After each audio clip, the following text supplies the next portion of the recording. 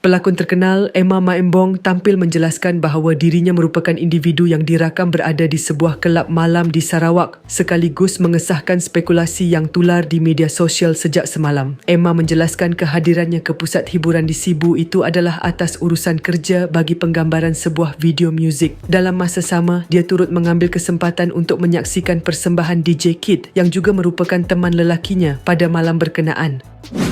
Guys, sebelum kita lanjutkan, jom subscribe Drama 2.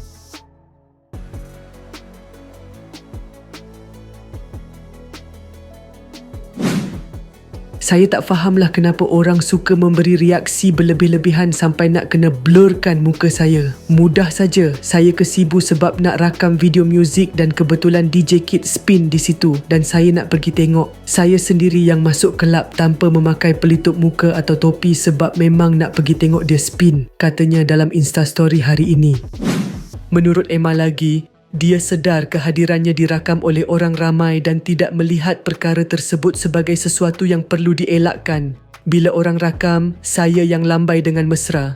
Saya tahu ramai orang rakam dan biarkan benda itu terjadi. Jadi, bukannya saya menyorok di bawah meja, lainlah kalau wajah saya terkantoi kemudian tersebar, ujarnya. Dalam pada itu, pelakon drama 1000 tahun tersebut turut meluahkan rasa hairan terhadap tindakan sesetengah pihak yang mengaburkan wajahnya dalam perkongsian terdahulu. Biarkan dan tak perlu nak kaburkan muka serta beritahu siapa pelakon itu. Sedangkan saya sendiri yang masuk dengan gembira, ramai orang jaga saya.